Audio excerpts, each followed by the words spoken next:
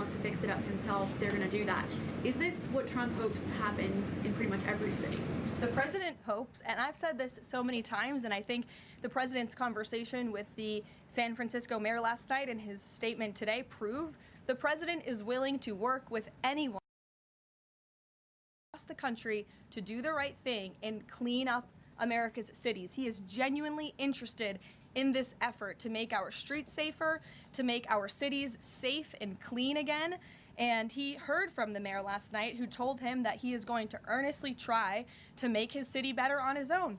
The president heard him out. He said, okay, I'll give you a chance. We'll be watching, and if you need us, we are here. And if I feel as though you continue to fail your citizens, the federal government may have to step in.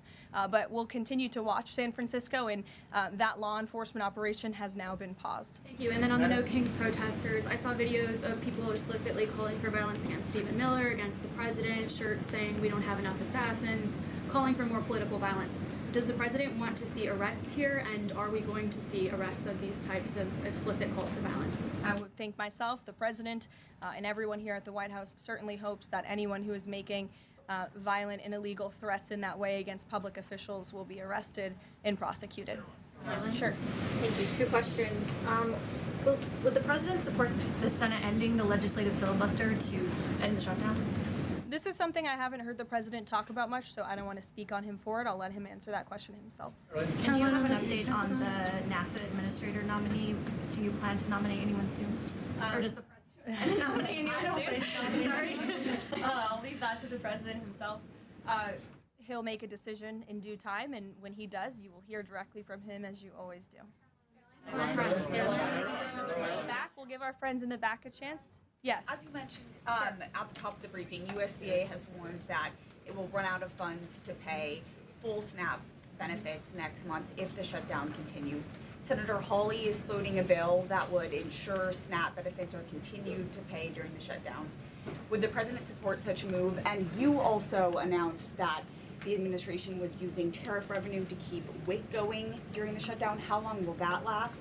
And is anything similar being considered for SNAP?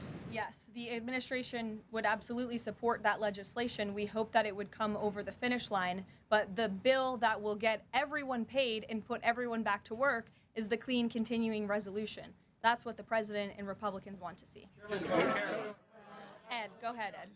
Thanks, Carolyn. On the Russian sanctions again, how much pressure do you think this sanctioning these 2 Russian companies actually puts on President Putin? Because the last administration sanctioned 2 other oil companies. So how much economic pressure is this really? A lot. If you read the sanctions and look at them, they're pretty hefty.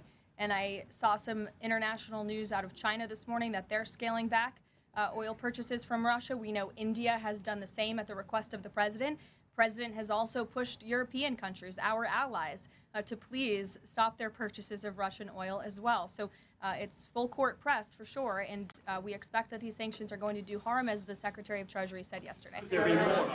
Is this just the first step, or could there be more sanctions? I'll leave that to the president to decide. Sure. Video or heard the NBA gambling, involved in the gambling issue there. Does the president gamble? What does he think about that? You know, I'm not sure. I don't think he does. I've been with him quite some time, and I have not seen him gamble before. I don't think he's a big gambler, but you can ask him yourself next time you have a chance to, Ed. Go ahead. Thank you, Carolyn. I've got 2 Hi, quick Jake, questions. and then we'll go to you. Thank you. Okay. You're welcome. 2 quick questions. Back to the ballroom. It is a very spectacular ballroom, according Thank to the you. renderings. And if it's half as nice as the one in Mar-a-Lago, then future presidents are really going to appreciate it. They will. Thank you, Jake. First of all, is there like an official name? Like, are we calling it the Trump Ballroom, or does the president have a vision for what the name for the ballroom is going to be? There will be an official name. I will let the president announce that once he firmly decides on it. My second question is, looking at these renderings, and it kind of got me thinking, he's likely going to go down as the greatest builder of this era, and you've been in on a lot of those meetings with him. Has, to your knowledge, has the subject of rebuilding the Holy Temple in Jerusalem come up? It has not. No. It has not. I don't. I'm sorry, Jake. Go ahead. Caroline, on the CC pardon, Could this clear the way for finance to resume U.S. operations? I won't get ahead of that. That's something for Treasury or the Departments of Commerce to comment on, so you're welcome to ask them. And then one follow-up question. Any more details on the president's Walter Reed visit? The readout from his doctor mentioned advanced imaging. What procedure was he referring to? Advanced imaging is something that presidents receive and people receive when they go to the doctor. And so we provide a detailed readout of that physical, and I would encourage you back to that. Presidents and I don't know the exact imaging that took place, but as the physician's note said, the president is in incredibly good shape, and I think that's evidenced here every single day. Danny. Caroline, back to the ballroom, I'm afraid. I just wanted to ask, because in July, the White House said that it would cost $200 million. Yesterday, the president said $300 million.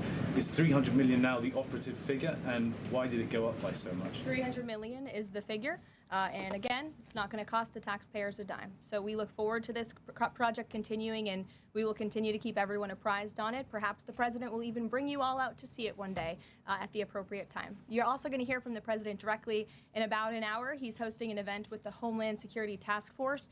This was a newly created federal task force that the president and his law enforcement team have put together. I would encourage you all to tune in to the remarks. They have really done a tremendous job at refocusing how federal law enforcement and local law enforcement work together. There will be some local sheriffs and law enforcement officials in attendance as well, and they'll be talking about the success and the many arrests they have made of drug traffickers and cartel members all across the country by just simply working together. So we will see you at the event. Thank you. Thank you, Caroline. Thank you, Caroline.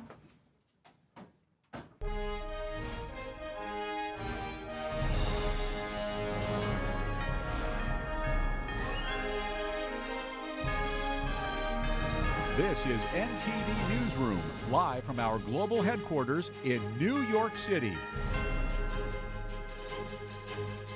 Good afternoon, and thank you for joining us today. You were just watching White House Press Secretary Caroline Leavitt taking reporter questions on a wide range of topics, including the new ballroom at the White House, saying that there is an official name to it, but she's going to wait for the president to officially announce it. Now, a Senate bill to pay military members and other essential federal employees during the government shutdown has failed. Senators voted today on the Shutdown Fairness Act. It would have paid active duty service members and federal employees who are accepted or performing emergency work during the shutdown. This would have included the Capitol Police, air traffic controllers, park rangers, ICE and Border Patrol agents, and more. The bill was sponsored by Republican Senator Ron Johnson of Wisconsin. Lawmakers mostly voted along party lines, with Democrats blocking the bill in a vote of 54 to 45. It needed 60 yes votes to pass. 3 Democratic senators voted in favor of the measure: Senators John Ossoff, Raphael Warnock, and John Fetterman.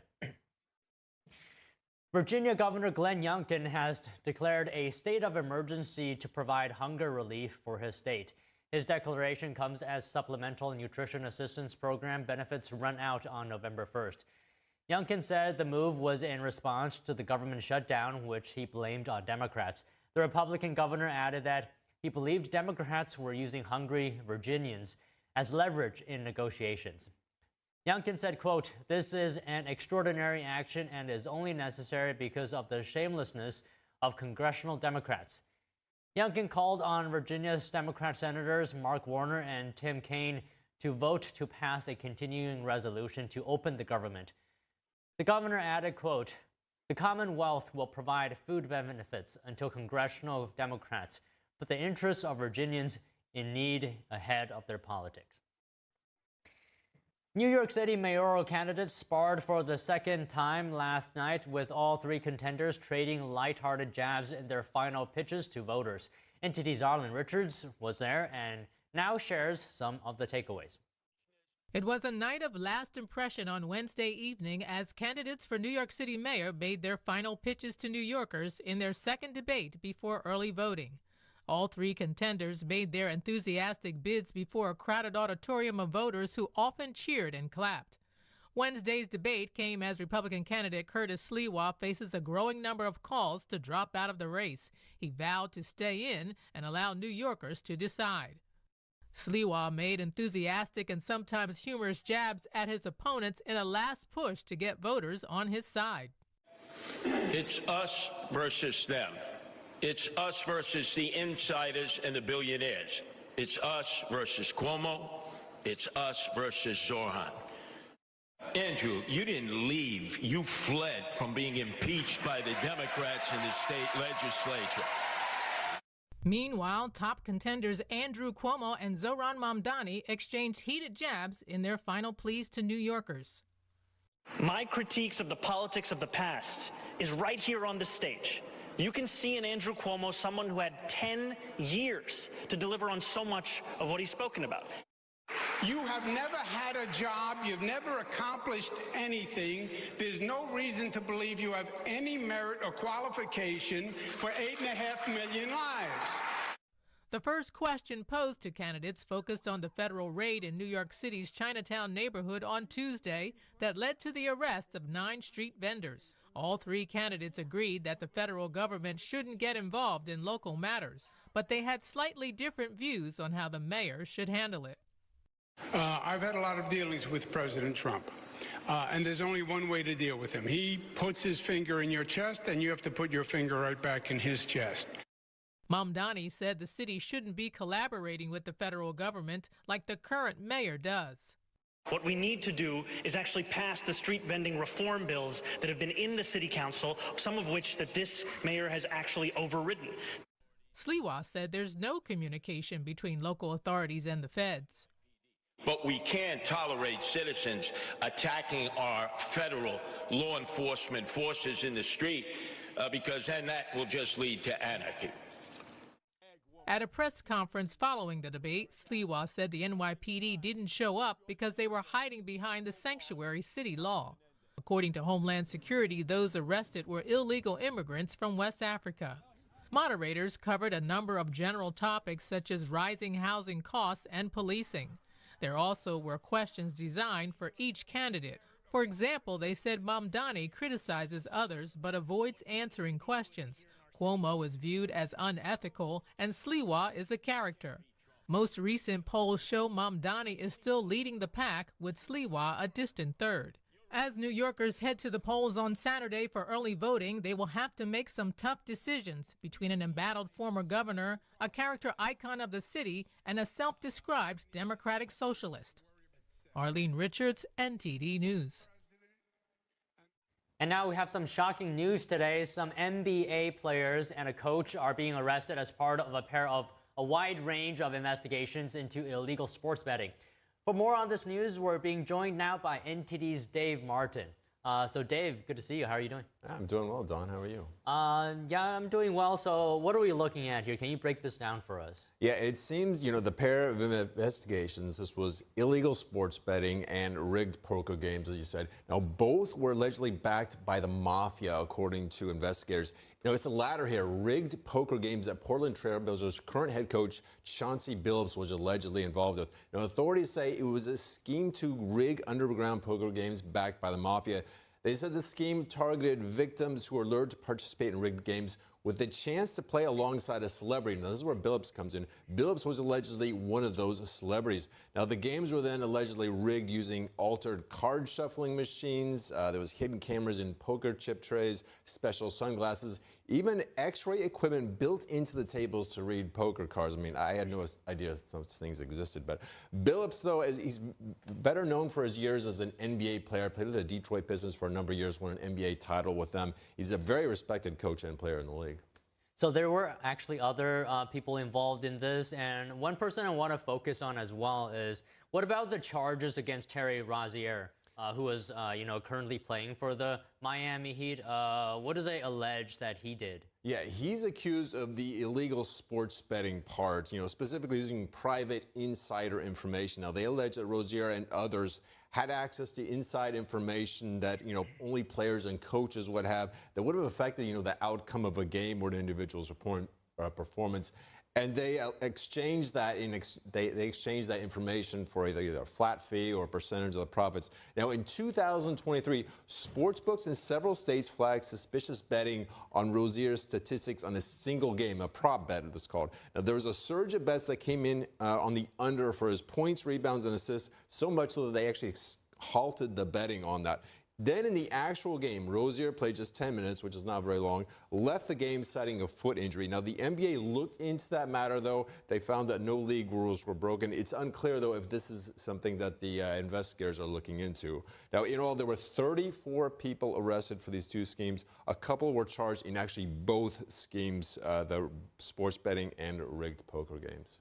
Okay, so I'm not very a sports guy. You know, if I ask a question that seems kind of obvious, I ask you to forgive me on that. But when they say insider information, what could that be referring to? You know, I think that could be a lot of things. It's a good question, though. I would probably say player availability would be the #1 thing that, you know, a player or coach could have access to that maybe the public wouldn't. And that could be, you know, themselves being available or a fellow player or maybe being injured, I guess. You know, that's one reason the league really forbids gambling on games within the league. You cannot do it at all. Let's actually listen here to what U.S. Attorney for the Eastern District of New York, Joseph Nocella, said today about that. The non-public information included when specific players would be sitting out future games or when they would pull themselves out early for purported injuries or illnesses. They relied on corrupt individuals, including Jones and Rozier. They also misused information obtained through long-standing friendships that they had with NBA players and coaches. And in at least one instance, they got their information by threatening a current player, Porter, because of his pre-existing gambling debts. Defendants used this non-public information to place hundreds of thousands of dollars in fraudulent bets, mostly in the form of prop bets on individual player performance. The bets were placed through online sports books and also in person at casinos. The defendants relied on a network of straw bettors to place the maximum amount of bets to increase their potential profits. Most of these bets succeeded, and the intended losses were in the millions of dollars. Now, he mentioned a name there that was Porter. He was talking about Jonte Porter. Now, he's the one who had apparently had pre-existing gambling debts. Now, in 2024, Porter was banned from the league for life for his role in a gambling scheme around individual player prop bets. These prop bets were very similar to that Rozier case I was talking about earlier, where it was a game that had heavy betting on the under for player statistics. And then Porter left that game early, ensuring that he wouldn't get over those numbers. Another name he mentioned there, Jones, as former NBA player, current assistant coach Damon Jones. Jones was also arrested Thursday. He's one of 3 people allegedly involved in both cases. That's, you know, the insider information about the NBA games and those rigged poker games there. So these people, including the current coach, Billup, and the current player, Rozier, what would this mean for their careers now that they're charged with this? Yeah, well, obviously, means bad things for their careers. I mean, I would expect the team is eventually going to come out and say that, you know, they're suspended indefinitely pending the investigation, for one thing. Now, if it comes out like with Porter, where they find out that he, you know, they find on their own that he bet against the league, it's undoubtedly a lifetime ban. I mean, that's just across all sports. If you bet against your own team, then the fans are going to think, you know, every game is rigged. These aren't real outcomes. This is fake stuff going on here. You'd be done for life.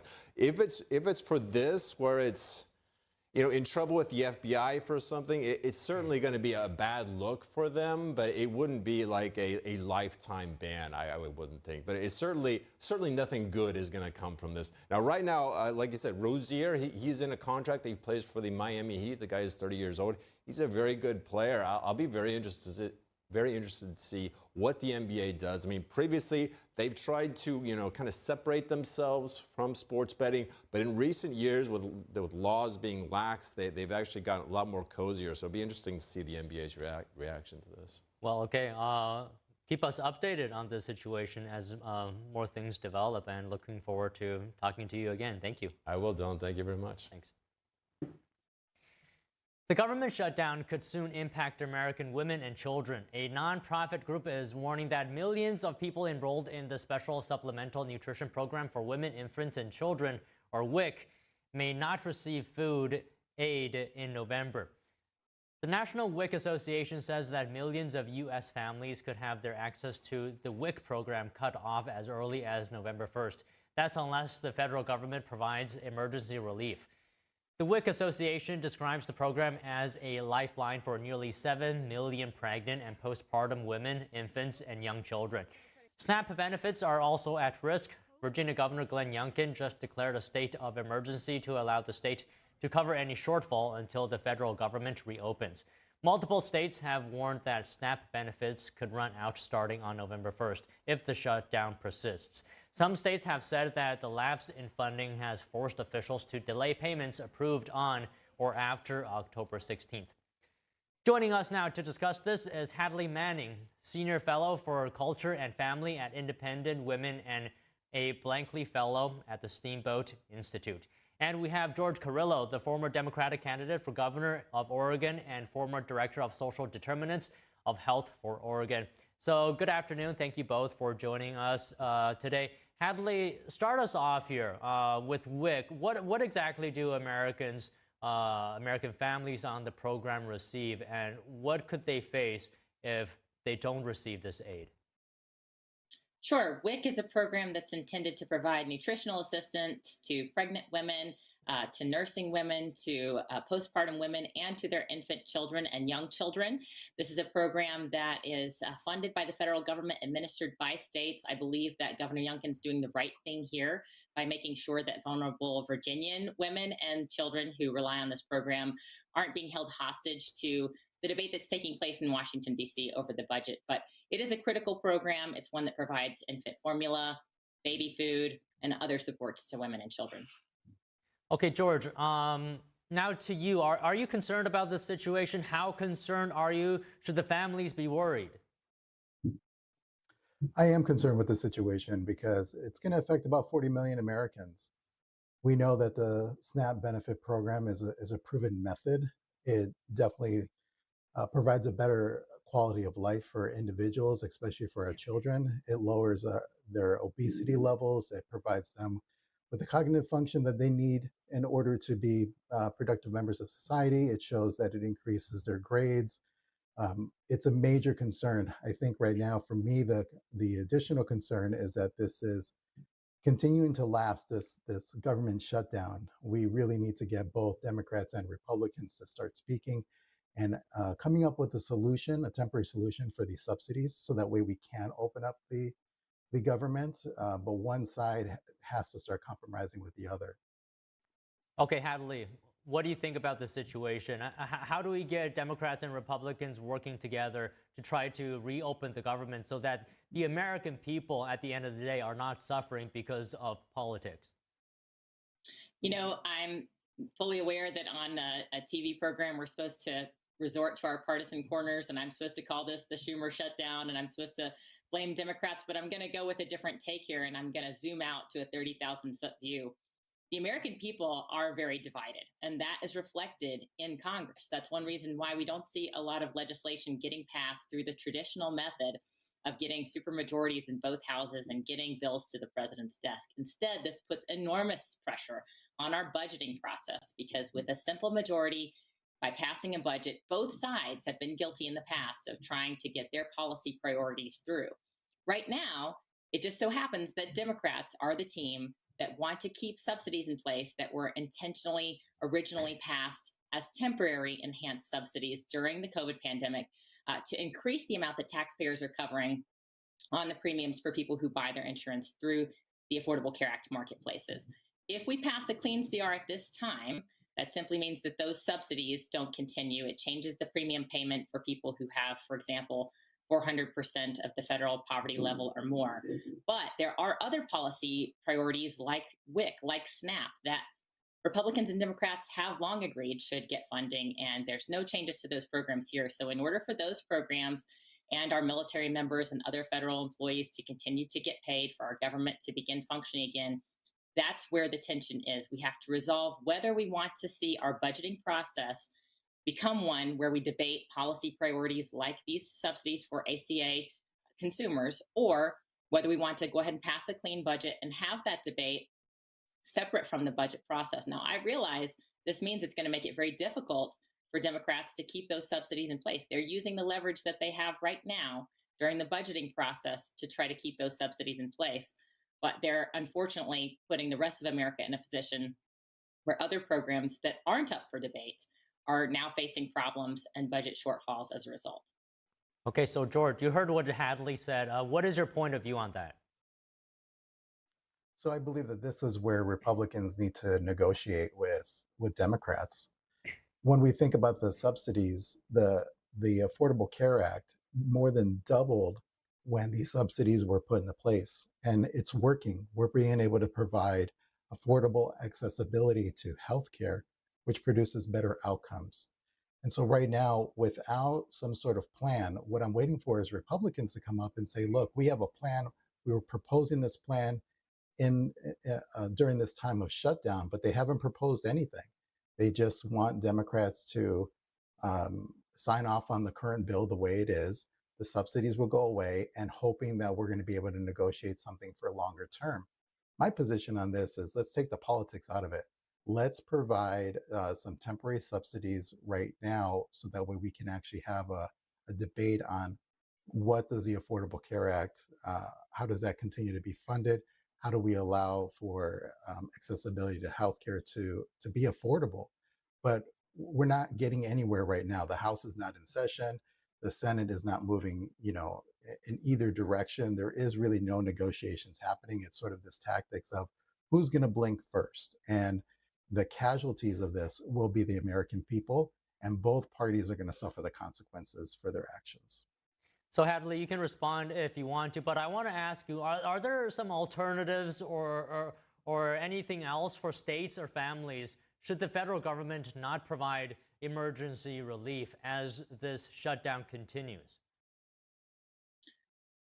With regard to other programs like WIC, like SNAP, I've seen governors like Governor Jared Polis in Colorado and Governor Glenn Youngkin in Virginia taking steps right now to make sure that states can cover any shortfalls for programs that are absolutely critical, like SNAP, like WIC. However, when it comes to the subsidies in the Affordable Care Act, which really are at the center of the debate in Washington, D.C. right now, there are some states that provide various other means for people to become insured. However, the biggest problem that Democrats face is that the Affordable Care Act made health insurance so expensive that in order for most people to be able to afford it, they need huge amounts of subsidies from taxpayers. When we talk about the enhanced subsidies that were passed during the COVID pandemic, this is just in addition to subsidies that had already been in existence on the books for people below a certain FPL, federal poverty level. So the biggest problem at the center of our healthcare debate right now is just how expensive the Affordable Care Act has made health insurance. And the solution that Democrats have come up with over time is the original subsidies in the ACA and additional enhanced subsidies. And if that's the direction that you want to go, if you want to keep pouring taxpayer subsidies into a fire, fueling an increasing fire in our healthcare system, we're just going to see costs continue to accelerate. And that affects Americans of all income levels, but it particularly affects those in the middle class who aren't eligible for Medicaid or other government supports, and they're having to go out and buy this very expensive health insurance on their own. So this is a problem created by the Affordable Care Act, owned completely by Democrats. It is not one that Republicans have had a chance to resolve, and it's not one that I think we should be using the budget process to resolve. If I agree with one thing that George said, it's let's take the politics out of it. And from my perspective, that means passing a clean CR, passing a clean budget, and having the debate about healthcare policy separate from the debate about whether our government should be open or not. So George, I think at the end of the day, it's about putting Americans first. So if we keep that in mind, what do you think is the long-term solution here? Well, the long-term solution is we really need to be able to stabilize the Affordable Health Care Act. For years, Republicans have been trying to weaken that program. we need to also look at how do we have these bipartisan conversations? How do we come to a solution? How do we, reunite the American people, especially around the programs? All of our tax dollars are there to support our government, our way of life, and how we help out people that cannot currently afford like food and programs like the WIC benefit, accessibility to healthcare, accessibility to shelter, and financial security. These are all things that tax dollars go into that provide the quality of life that the American people know and love.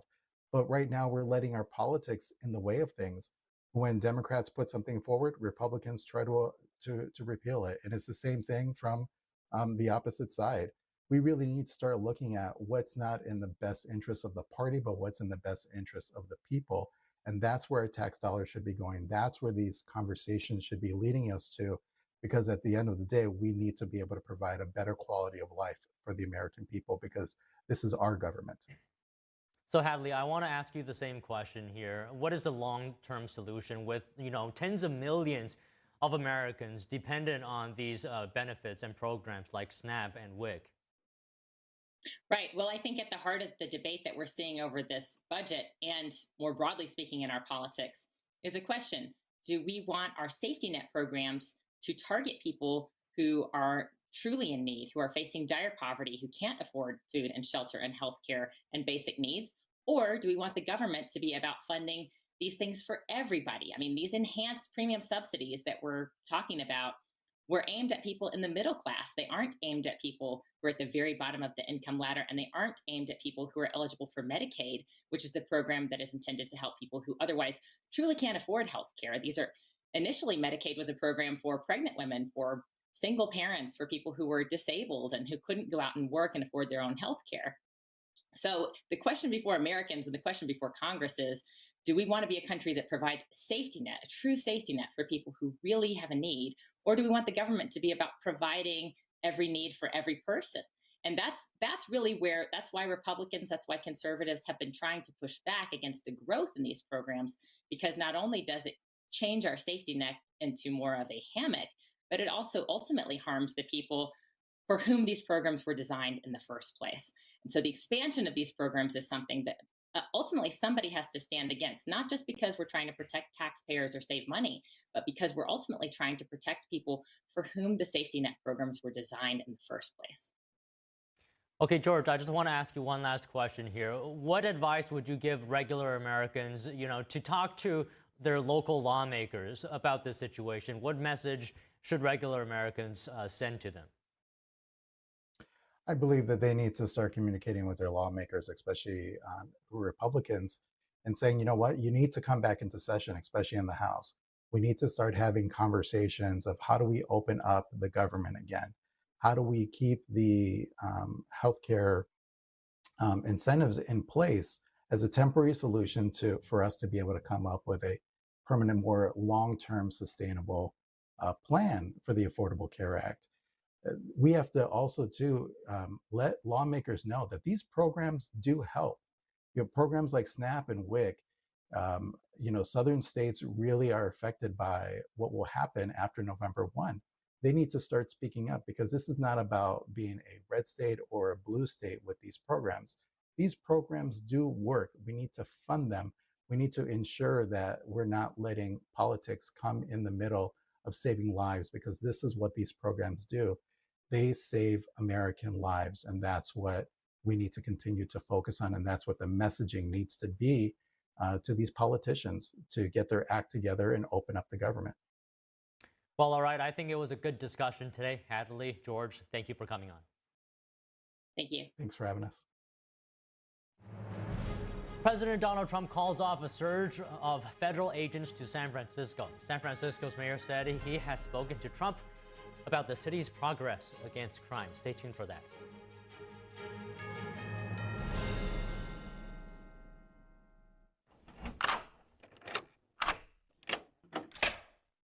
I'm Jonathan Lawson.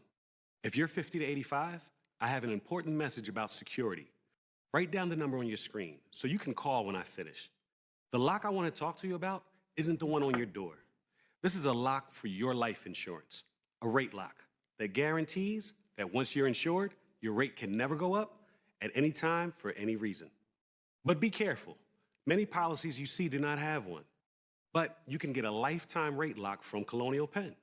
Call this number to learn more. This plan was designed with a rate lock for people on a fixed income who want life insurance that fits their budget and is simple to get. Coverage options start at $9.95 a month, less than 35 cents a day. Act now, and your rate will be locked in for life. It will never increase, guaranteed. This is lifelong coverage that can never be canceled as long as you pay your premiums, guaranteed. And your acceptance is guaranteed, with no health questions. You cannot be turned down because of your health. Call for your information kit and read about this rate lock for yourself. You'll also get a free beneficiary planner. Both are free with no obligation. Don't miss out. Call for information, then decide. Read about the 30-day 100% money-back guarantee. Don't wait. Call this number now. Call now and you'll also get this free beneficiary planner. Use this valuable guide to record important information and your final wishes, and it's yours free just for calling. So don't wait. Call 1-800-357-4821 for your free information. That's 1-800-357-4821. There's no risk or obligation. That number again is 1-800-357-4821. That's 1-800-357-4821. 1-800-357-4821. Call now. Kids love it. Parents trust it. Obviously. Explore GJW Plus Kids Series and Ganjiong Campus courses led by expert educators. This is spectacular. Children will learn values like respect, responsibility, and knowledge in language, science, and more. Wow. All while having fun. Perfect. Subscribe today at GJW Plus Kids, where learning meets fun. Discover the ancient secret to vitality and longevity with Puretang Black Ginseng. Crafted from premium 6-year-old Korean ginseng, each root is carefully nurtured for over 2,260 days, undergoing a traditional 9-round handcrafted process of steaming and drying to unlock full potency and absorption. Experience pure, natural energy with Puretang Black Ginseng. Order now at puretang.com.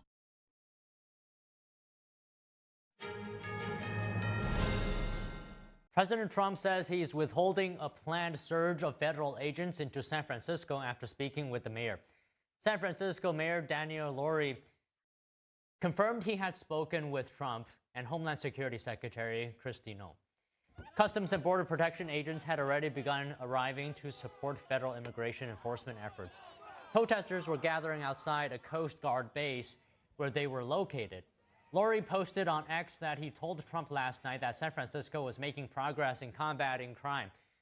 The mayor said, quote, "Visitors are coming back, buildings are getting leased and purchased, and workers are coming back to office." Trump posted on Truth Social, quote, "I spoke to Mayor Lurie last night, and he asked very nicely that I give him a chance to see if he can turn it around."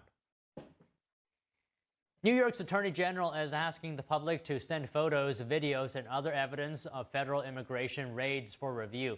The appeal comes just one day after an ICE operation targeting street vendors in Manhattan's Chinatown erupted into chaos as protesters clashed with federal agents. Letitia James said every new New Yorker has the right to live without fear or intimidation, but the Department of Homeland Security called her request an obstruction of justice. The comments follow Tuesday's immigration enforcement operation on Canal Street, a stretch of Manhattan known for its street vendors and counterfeit goods. Federal officials say 14 people were arrested, including illegal immigrants from Mali, Senegal, and Guinea, some with prior criminal records. 4 people were arrested for allegedly assaulting law enforcement and another for obstruction.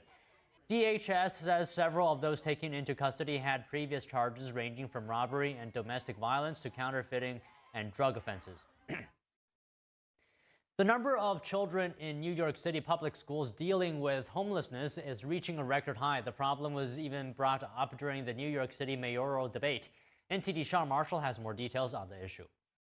The number of homeless children in public schools in New York City has been rising. That's according to a report released by the Advocates for Children of New York. This is the 10th year in a row where there has been over 100,000 students identified as homeless. But in 2024 to 2025, while overall enrollment numbers declined, the number of homeless or displaced public school student cases rose above 150,000 for the first time ever. What could be contributing to these alarming numbers? And are there fixes to some of the issues that are not being implemented? Based on what we hear from families directly, as well as data from the Department of Homeless Services, that the lack of affordable housing, fleeing domestic violence are both two of the top reasons why families give that they are seeking emergency shelter. Jennifer Pringle, the project director at Advocates for Children of New York, is able to put some reasoning behind what's going on. Because if we want to break the cycle of family homelessness, we have to make sure that students get the support they need in school so that they can be successful and graduate and go on and live full independent lives and never return to homelessness. Students who don't get a high school diploma are 4.5 times more likely to experience homelessness as young adults. Pringle also mentioned another study on New York data. It found that students in shelters who don't graduate from high school are more than 2 times more likely to experience homelessness again as adults. The homelessness problem was a topic for the second debate for New York City Mayor.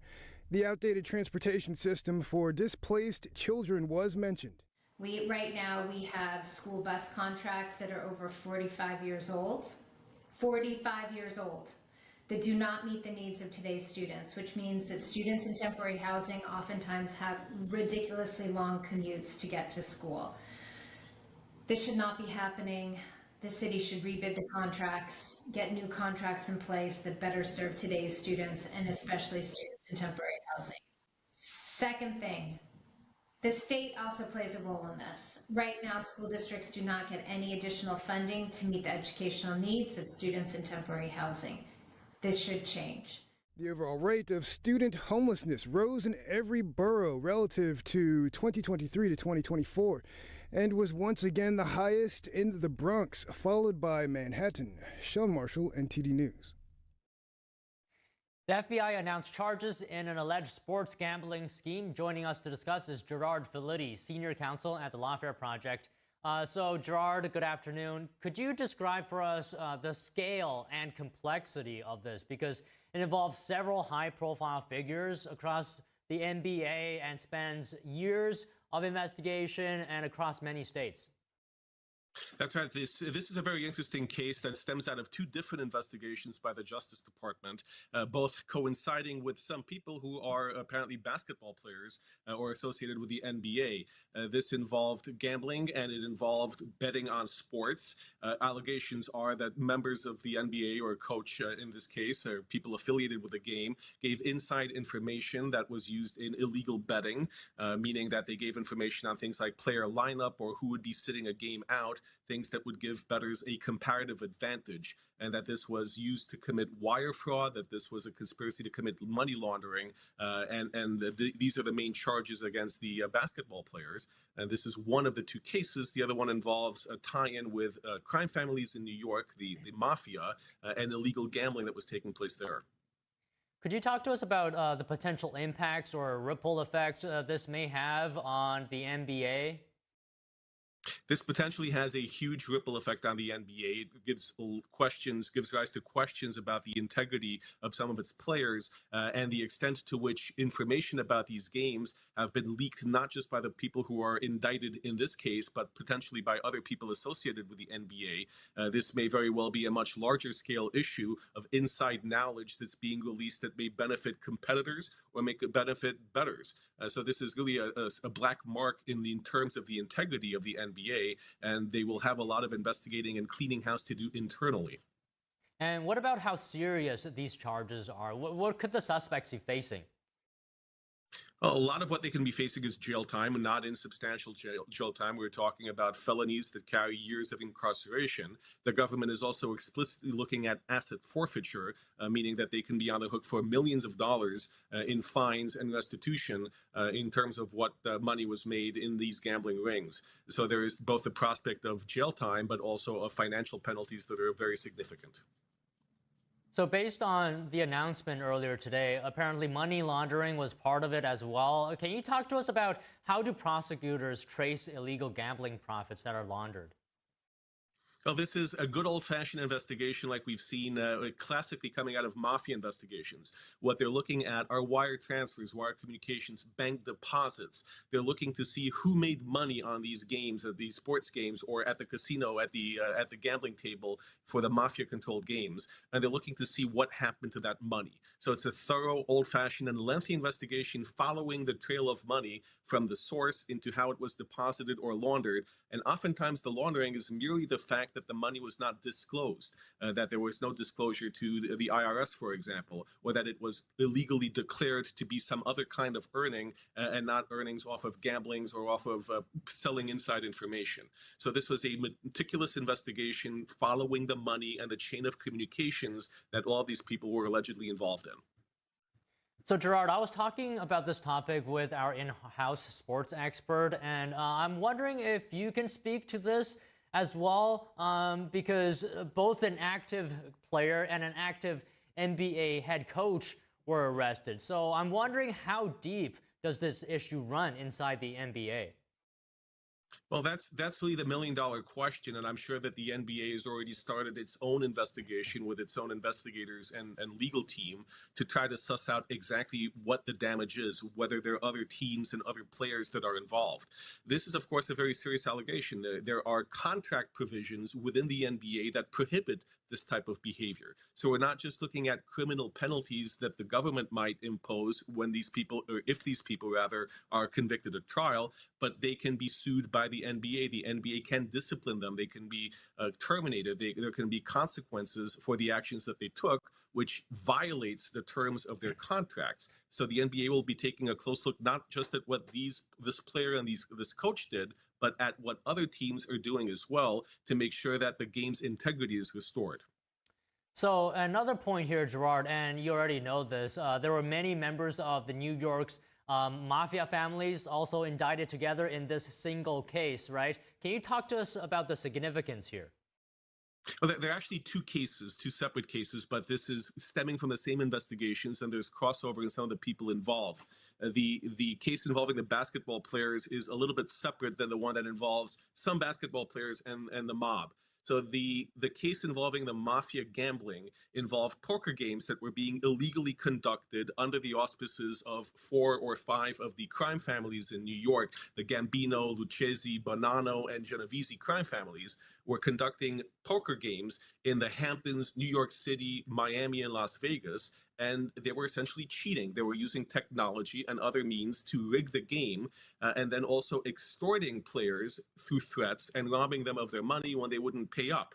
So this is old-fashioned mafia action, basically to controlling illegal gambling operations. We've seen prosecutions like this before. What's different here is that we do have some people related to the NBA, basketball player, who was involved in this as well. So, you know, some of us were actually surprised that the mob was involved in this morning's announcement. Can you talk to us about how does modern organized crime differ from what we've seen historically? Modern organized crime has gotten much more sophisticated in the way they move money. It's gotten much more sophisticated in the things that it engages in. It launders money more efficiently through businesses. And in many ways, it has moved on from some of its traditional criminal practices to higher-end white-collar crimes, to controlling and extorting businesses, through leveraging financial trades as well. But at its root, Cosa Nostra, the mafia, still engages in the same type of illegal gambling, control of trade, control of extortion, robbery that it always has. This is why I'm saying that this is very much an old-fashioned type of case where the mafia is holding poker games and it's robbing its customers by cheating them as well. This is classic mafia behavior, if you will, that we've seen for many, many years. All right, Gerard, just one final question. Can you tell us what is the message that is being sent today in the announcement? The message that's being sent are twofold. One is that no one is above the law, that even if you are a basketball player or a coach, you will be investigated for your conduct, and if it is found to be illegal, you will be prosecuted. So even if you're a sports hero, that does not make you immune from following the law. The other message is that the FBI is very capable of continuing to put pressure on organized crime, including the mafia in New York City, on its activities, and that they need to be looking over their shoulder if they continue engaging in these illegal acts, because the FBI will catch them and they will be brought to justice. Okay, Gerard, good to speak with you. Thank you for giving us your time today. My pleasure. Thank you. U.S. sanctions on Russian oil appear to be effective. Two of its top importers are said to be pulling back their purchases. Don't go away for that after this short break.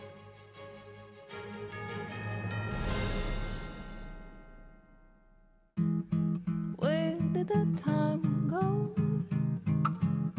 Somehow I lost all those years. Where did the time go? I don't know how I got here. Or how did I get here?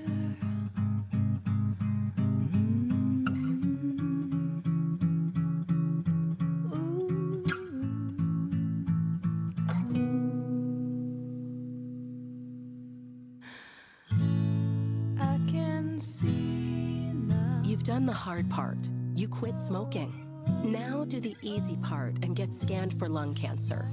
If you smoked, you may still be at risk, but early detection could save your life. Talk to your doctor and learn more at savedbythescan.org.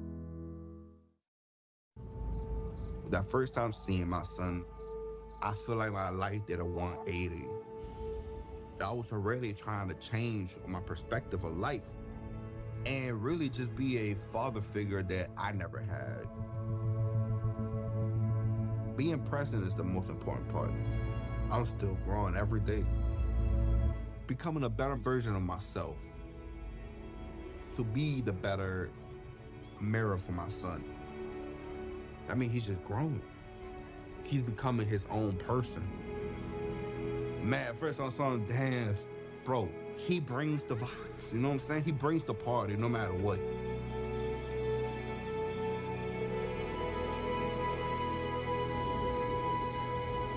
He really a definition of like why he loves somebody. And I love him to the death of me.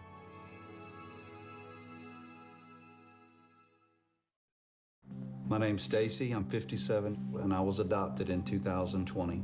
We were adopted in 2019. And we were adopted in 2021. We had a house, and it sounds crazy, but it wasn't a home. The one thing that Jake and Emma brought is it became a home. When I met Dakota, he had just turned 14. You weren't there for the first this and the first that. I missed the first words, but we got a lot of other firsts. Watching her say, oh my God, I cannot believe I got my license. And she's like, I passed. And I'm like, girl. See them grow. It is.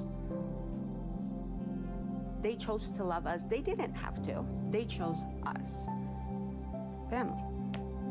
You and you. Kids in the middle. What I thought was a complete life was nowhere near complete, but it is now. Learn about adopting a teen from foster care. You can't imagine the reward. Visit adoptuskids.org. The Treasury Department says the nation's budget deficit from April through September was the lowest in 6 years, totaling $468 billion, down nearly 40% from a year ago. Treasury Secretary Scott Bessent credits stronger revenues and tighter federal spending, calling it proof the administration's fiscal policies are working. This comes soon after the Treasury Department reported that the government posted a budget surplus of $198 billion in September, the largest of any surplus in September on record. But the good news comes alongside a sobering milestone. The nation's debt has now topped $38 trillion, just 2 months after crossing $37 trillion. Bessent says the White House remains focused on lowering interest rates and bringing the deficit to GDP ratio down to 3% within the next few years. It could be time for would-be home buyers to get new keys as they gain some leverage in the real estate market. Mortgage rates have dipped to their lowest level in more than a year. Freddie Mac reported that the 30-year fixed mortgage rate is now at 6.19%. This comes as home prices are softening across major metro areas. Redfin shared that the typical home sold for 1.4% below asking price last month. This is the biggest September discount since before the pandemic-era price surge. Another report from the National Association of Realtors revealed that September sales of existing homes rose by the fastest pace in 7 months. Global oil prices rose sharply today. The jump comes as traders worry about a squeeze on global supply after the U.S. imposed sanctions on 2 Russian oil companies. Here's more. Oil prices surged almost 5% early Thursday. Markets reacted after the US put sanctions on leading Russian suppliers Rosneft and Lukoil over the Ukraine war. One analyst said the sanctions mean refineries in China and India will need to find other suppliers for oil, or they risk exclusion from the Western banking system. Both countries are major buyers of Russian oil. The US said it was prepared to take further action as it called on Moscow to agree to a ceasefire in Ukraine. Britain sanctioned Rosneft and Lukoil last week. EU countries have approved a 19th package of sanctions against Russia, which includes a ban on imports of the country's LNG. Brent and West Texas Intermediate futures rose by more than $2 a barrel after the sanctions were announced. Analysts argue the impact of sanctions on oil markets will depend on how India reacts and if Russia finds alternative buyers. India became the largest buyer of discounted seaborne Russian crude after Moscow began its war in Ukraine. The U.S. oil sanctions on Russian oil are putting pressure on its top importers. The U.S. has imposed sanctions on 2 of Moscow's biggest oil companies, Rosneft and Lukoil. Multiple sources told Reuters that Chinese state oil companies have suspended purchases of seaborne Russian oil, at least for the short term, due to concerns over sanctions. The sources said this includes PetroChina, Sinopec, CNOOC, and Zhenhua Oil.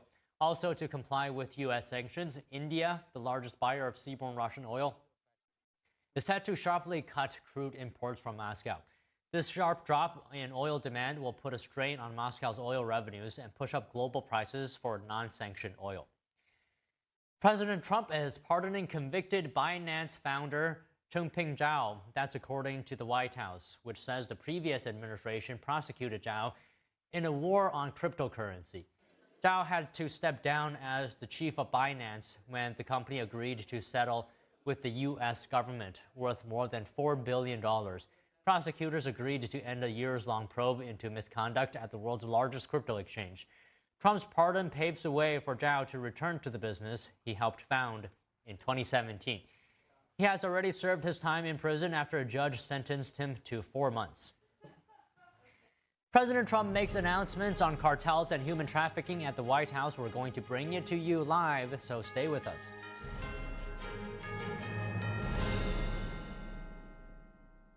Big things are happening at Mathis Home. Come in now for 65th anniversary savings all over the store. Like this oversized sofa in an ultra soft fabric with thick premium gel cushions and 5 throw pillows. Anniversary priced at just $9.99. That's an incredible value. Just one of over 100 great sofas in stock and ready for you to enjoy tonight with fast and easy financing and free delivery. Don't miss out on 65th anniversary savings happening now at your furniture superstore, Mathis Home.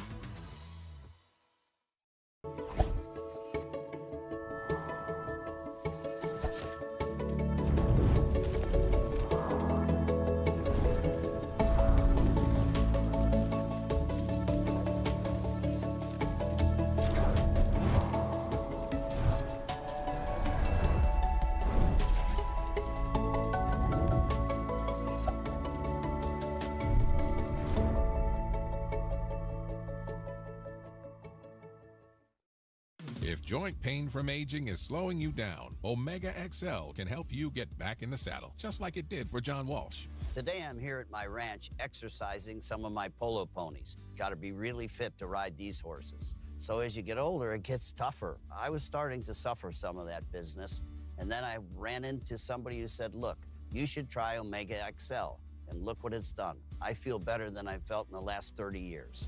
I'm Reve Walsh. I'm John Walsh's wife. I ride fox hunters, and sometimes I'm in the saddle for 3-5 hours at a time. A lot of work out here.